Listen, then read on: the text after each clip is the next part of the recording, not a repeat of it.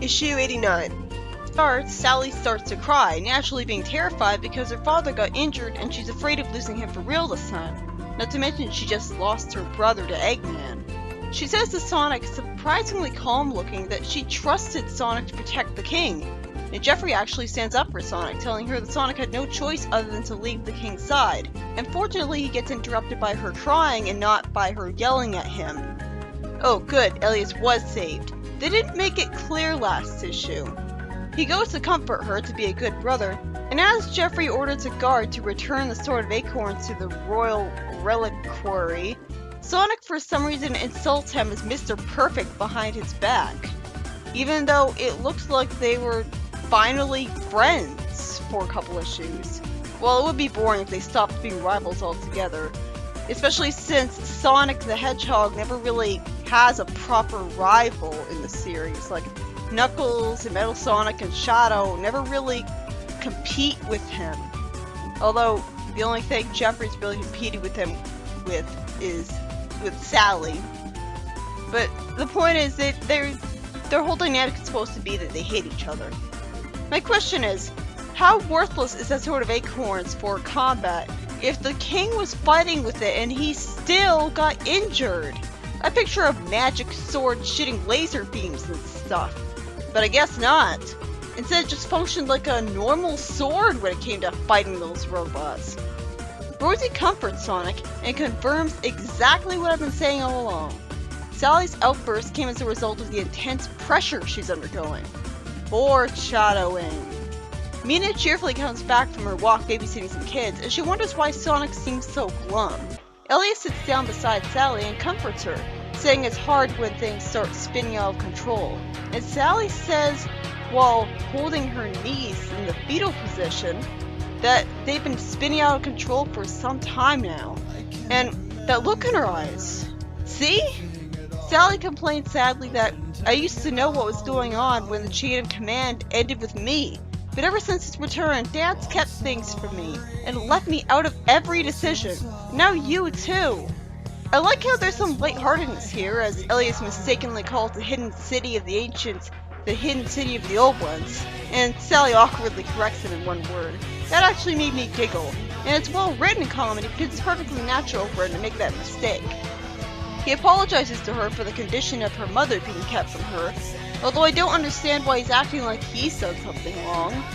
After Elias says that his father should have appointed her as the heir because she has a knack for ruling, Sally says sadly that she's not ready to lose Mom and Dad, and he admits that he isn't either. Elias asks her why she took her anger out on Sonic instead of him, since Sonic left the king's side to rescue Elias. This causes Sally to actually realize she was wrong and say that she could hug Sonic, for once. Right as we see Sonic being hugged by his mother and reassured by his father, who tell him that even he can't be in two places at once. Well, if he runs at the speed of sound, I'm sure he could do a decent job at faking it. Then we cut to Eggman, who explains that the King's Sword was what restored free will to Uncle Chuck and Mutsky. Odd, I wish that was made a lot more clear. He orders his robots to find that sword, and then we see Sonic and Tails agreeing that this sword was the cause of the free will. Fortunately, Sonic really does appreciate the chili dog his mom made him, rather than being too depressed to, but that would have been good for emotional impact. Not to mention his parents must boil the hell out of him to actually cook him chili dogs for breakfast. This is the problem I have with Sonic having a favorite food, because they overuse it to hell and back, making it the only thing he ever eats. Mina thinks about how the food smells awesome and she misses her mother's cooking, before swearing vengeance on Eggman, saying that she has to do something about that now. She's gonna get herself in trouble, isn't she? Honestly, I respect Amy's competence more than hers at this point. At least Amy can summon a hammer. We then see the sweet sight of the king holding the queen's hand as they're lying near each other in hospital beds, and the king is stunned at feeling the queen squeeze his hand. And of course, the mother of Sally wakes up at last, to the joy of everyone else. What a happy ending. The story ends with Sonic running off with the Sword of Acorns, as he really should have done from the start, since the sword has clearly just been wasted on the king.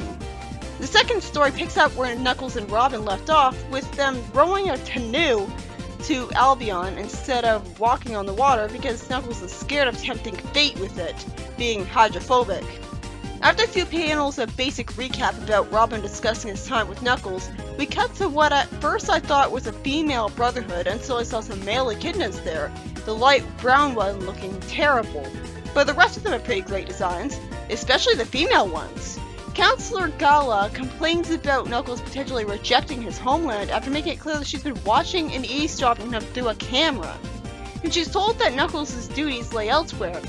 And another female echidna says that it's the others she's more concerned with. I feel a little fatigued at seeing yet another brotherhood complaining about the heroes and spying on them. But at least the good designs of some of them make up for it, with the female ones giving it a different feel from the all-male brotherhood. The second female echidna says that he's not trotting upon their land, but unfortunately she has a problem with Antoine resembling the High Sheriff too. What difference does that make? Why would that make him untrustworthy? That's not his fault. Robin tells a worried Antoine that Antoine's father hasn't exerted any influence over Robin's roboticized band ever since. For some reason, Knuckles recognizes Gala, even though she isn't purple like the one Albion that he met. So I guess he could recognize her even after she stopped dyeing her hair purple. Gala says that her people know Knuckles more than he thinks, which is confusing since she immediately proceeds to say that Knuckles' family has always been the most independent among the echidnas, and she complains about how many times she's pleaded for the Guardians to return to Albion. She says she'll tell Knuckles the fate of Angel Island in time, and guides him, and nicely enough his friends, to a place of hospitality for some rest. After Knuckles wonders if his problem is really cared about, he recognizes Yodar. Oh, so I guess he chose to dye his hair that ugly color after coming to Albion for the Lost Tribe. That was unnecessary. He tells Knuckles that the Albions can guess why the others are here too. How would they be able to guess correctly about that? Knuckles has my full support when he stands up to him that they knew what was happening on the floating island, shouting that, and none of you guys are doing anything about it? Yodar tells him that there was nothing the Albions could do to prevent it from happening. And then they show Knuckles and the former High Sheriff of Snottingham, telling him that he should show him to Antoine. Well, that was underwhelming. I thought Sonic would defeat him. At least this took me by surprise. After it said they're going to deactivate him for the greater good, even though it should be obvious to them that he's an innocent roboticized person and not a robot, before Knuckles can get a chance to react, the roboticized sheriff gets up right away and starts a fight with Knuckles, causing an explosion that alerts Antoine and Robin and somehow doesn't kill Antoine's father. Good, we still get the sheriff doing some more stuff before that plot point would be totally resolved.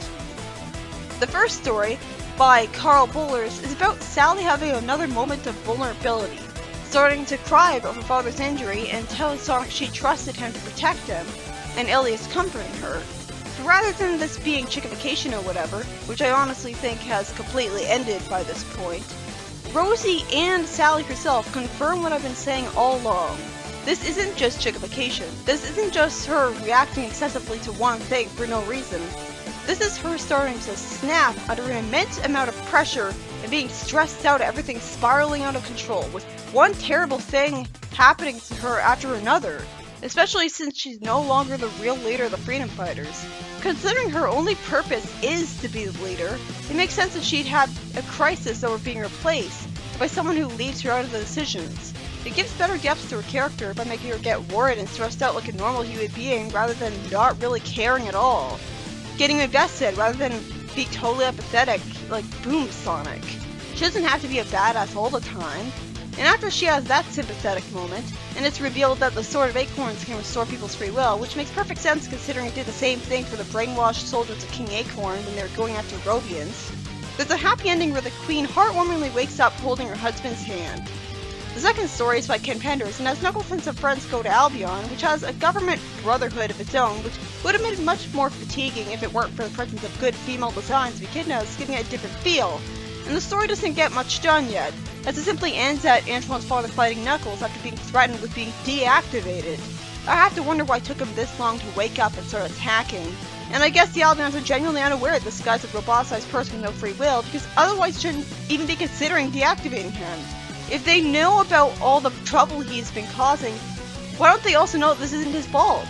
Why can't they just try to reprogram him? And why are they suspicious of Antoine just because he resembles a robot, if they think it's a robot and not a roboticized person? This suggests the lead-in story to a story I'm really excited for, as I can't wait to see more of Albion and Antoine's father.